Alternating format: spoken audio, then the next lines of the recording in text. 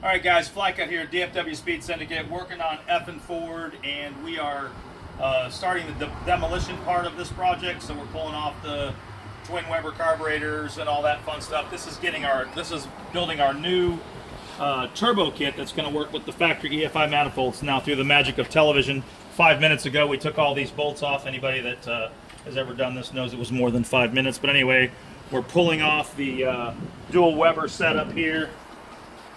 And what I want to show you here is this gasket. Now, this gasket actually sealed pretty well. This is the factory style gasket. You can see it was leaking a little bit here. It had a little bit of an exhaust leak right here. We're going to show you why we choose Remflex gaskets on everything that we build. Guys, if you're doing any kind of performance stuff at all with the 306 cylinder, go with the Remflex gasket. There's no comparison. That gasket on there right there is a factory style gasket, which we have one right here. So it's got a little paper gasket on there, and then the metal stuff that it has.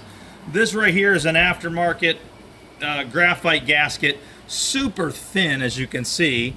And then this here, I think, is a Felpro. I think the blue one's a Felpro, yep. Which is a decent gasket. If they didn't make a Remflex, look at that Remflex.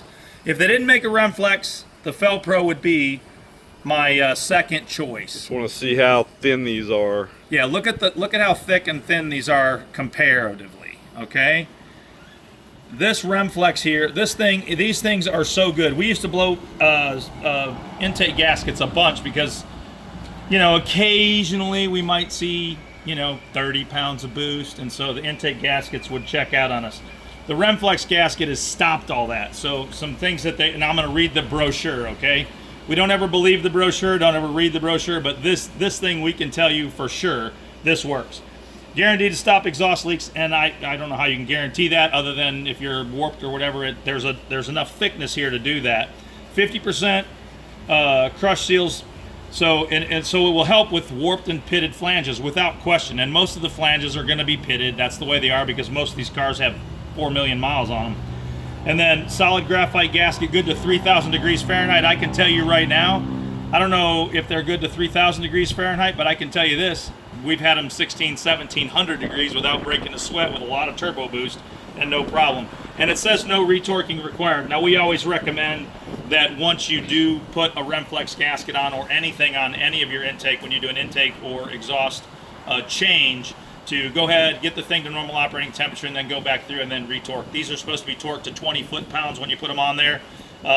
We haven't had any that have loosened back up. We just always go back through and retorque them anyway, just to make sure we didn't miss any bolts as we were going through the first time. So anyway, if you guys are going to do a build on a 306 cylinder or 240, man, go with the Remflex gasket. You will not be sorry. We always keep these here in stock here at DFW Speed Syndicate.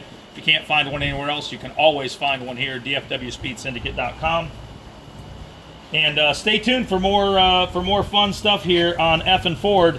We're going to have our new turbo kit. Our new turbo kit's going to come off the factory EFI manifolds. Turbo's going to come up right over here. It's going to sit over in this area. We're relocating the battery to the bed of this truck. And so our turbo's going to sit over here. So this is where we are right now. So stay tuned for the build on F and Ford and our brand spanking new badass turbo system for the stock EFI manifolds. DK, you got anything to add?